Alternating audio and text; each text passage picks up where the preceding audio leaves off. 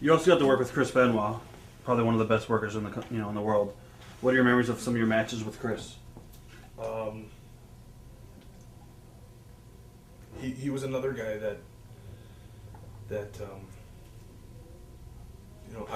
it's really hard to like put your finger on like who it is that made you who you are today. But Chris was another guy, took me under his wing and said, we'd be in the ring working each other, and those were some of the hardest matches I'd ever worked in my life. Like, because it was Chris that taught me, like, I'm not just going to give stuff to you. Just because we call the spot here doesn't mean I'm going to give it to you right there. You're going to earn it. And so, you got to fucking soften the guy up, kick him in the knee, give him a flipper, fucking, he fights back, you fucking figure out a way to stop him. Drop kick his knee out, whatever, you got to keep working. That way it looks like a fight, not a dance. And Chris wasn't stiff, he was just very, very solid, and he didn't mind if you hit him, and he was certainly going to make sure that he hit you when it was necessary. But he could also be extremely light, like his kicks were never...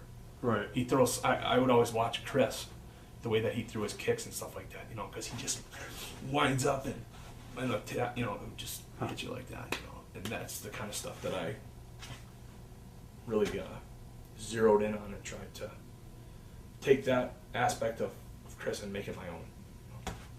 What are your thoughts on the tragic passing and exactly what happened there? I'm still like I think everybody's just like kind of just shocked by it. Shocked, but at the same time not shocked, not surprised, like I think, and everybody's initial reaction was to say that we never saw this coming, we never would have imagined this to happen. And I never would have thought he would do it. I never thought that he would be capable of that. But after it happened, and you look back at all the factors leading up to it, like Eddie. Well, it was more than that, though. It was like it was Eddie, and it was the fact that Chris had worked very hard to get to where he was. Had spent years over in Japan getting the shit kicked out of him. When he was a young boy over in Japan, they treated him like a dog, and made you definitely pay your dues and earn your way up the ladder, earn your stripes.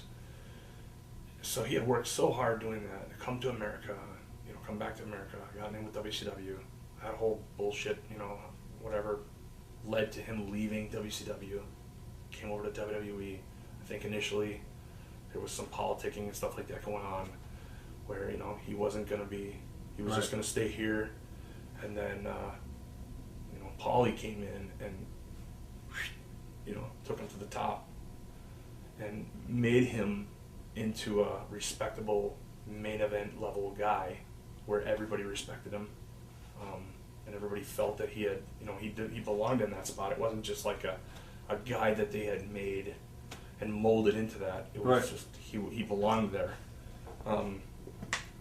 And also I remember him saying, and I don't know, this is what Chris told me, that his previous marriage had ended poorly, and that I remember him saying something to the effect that my ex-wife fucking took me for everything. So he said, I have to work for the rest of my life because of the way that marriage ended. And I think it was, he was, I was just getting engaged, and, he was kind of giving me the pep talk, like, be careful, know what you're getting into, that kind of thing. Well then, if you look at Eddie died, he was beat up and tired. He took some time off. I don't think it was enough time. You could tell he was just like, he didn't have that same spark in his eye. He was just kind of there, punching a clock, which is a bad thing in our business. Like, again, you have to love it, you have to eat it, sleep it. And he had kind of, I think, lost a little bit of that passion, but he was still passionate when he would go through the curtain. He was still passionate when he would take guys like me and MVP under his wing and try to help us out. he was passionate when he trained, but as far as like the just being there and traveling and being on the road and you know, getting beat up every night, it was really taking a toll on his body. And then, you know, you hear about the fact that they were having marital problems. You know, I think that it was it wasn't just the one thing. It was all that stuff.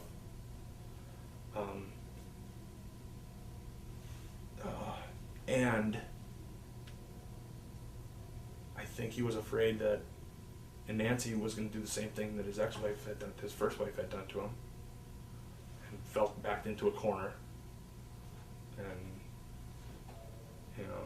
I'm not condoning. I'm just trying to figure. And over the years, you try to figure out like why would he do that? Why would he do that? And I really think that that's a combination of all those different things.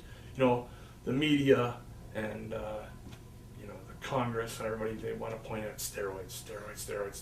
Well, I think the general misconception that the media has, and therefore the rest of the world, is that you take this substance, you stick it in your ass, and you get huge. You turn into the Incredible Hulk, and you beat women and children because of it. And it doesn't work like that. And I'm not condoning taking steroids or anything like that. I'm just saying that it doesn't work like that. And that documentary, Bigger, Faster, Stronger, I wish that would have gotten a little more play. I wish that would have, because I think that tells a really good story of the real deal behind that whole issue. But yeah, it was a combination of all that different stuff. He was tired, he was beat up, and he was going through marital problems. He was a guy that wanted to. I think he wanted to be done. I think after Eddie died, he was like, I'm just checked out. And I think he thought, like, I am going to have to literally work the rest of my life and do this, and I don't want to, and I don't know what else to do. I can't go be a doctor or a lawyer, or I don't have any other trades. That was his skill, being a wrestler. So I don't want to spend a lot of time on the rest of the stuff with Chris, but I got a couple other questions that go along with it. How did you wind up doing all the media appearances after Chris's death? Did the office force you to do that stuff, or was that pretty much just, how did that come about? 3:30 in the morning, I was injured. I had torn my bicep, or my triceps. Right. Which was just a little minor tear, which turned out to be like a big hematoma, just a big blood clot in my arm. And so I was at home, and I remember all that stuff was happening. And I remember I was flipping through the channels, watching all the coverage and everything like that, and just hearing all these guys get on and say all this negative stuff about the WWE and how the WWE forces guys to take steroids. Right. And that the WWE treats their employees so terribly. And that, this and that and the other thing. And I just remember being so frustrated because, like, I felt like they were attacking not only me, but my employer, who at the time was treating me very well. And I had watched, I think for the third time that night, they had replayed Nancy Disgrace. And, these guys were just getting on there and saying all this outlandish stuff. And I was pissed. And 3:30 in the morning, I started typing on, get on the internet. I think I had a couple drinks too, so that was not a good equation. I just kind of spilled my guts on the keyboard, and I hit send. And then I called my webmaster. She lives in Australia, and I said, can you make sure that this gets out there? And the next day I looked, and I had gotten, 100,000 hits on my, not that many, but it was just ridiculous. Right. And it just blew up, and I had just pages and pages of responses. Some were good, some were negative. Most of them were good, but there were a healthy handful in there that were very negative. And, I think that, for one, when you get into this business, you know what you're getting into.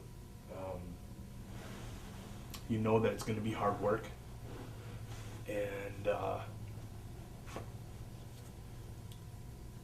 I'm not saying that things can't get, things can definitely get better. I wish they would. I hope they will, but at least for the guys, but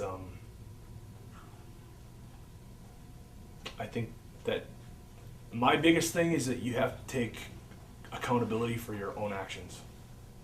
If I do something, I take credit for it. I don't try to blame it on somebody else. And that's what I felt, that everybody was just trying to point the finger. WWE. Well, Chris is gone, so you can't blame it on him, so we're going to blame it on you guys. So yeah, that was my biggest gripe, and definitely a big, huge learning experience. You know what? People pay to see me perform in the ring. They don't pay to hear my opinions. I was watching something the other day.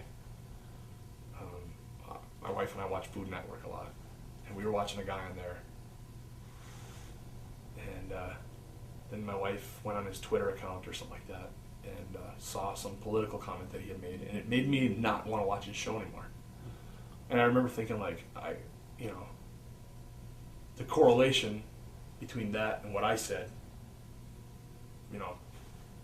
I didn't have 9 hours to sit and talk about every little aspect of it. I said some stupid things that, I know people out there. There were a certain amount of people that said, I don't want to watch that guy anymore, and I know that. Are you talking about the one part where, I guess you were talking about the wellness policy and then you breached it or something?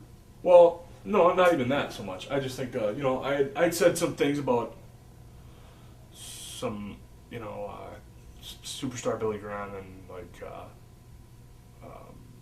Other disgruntled veterans. Yeah, other disgruntled veterans, right.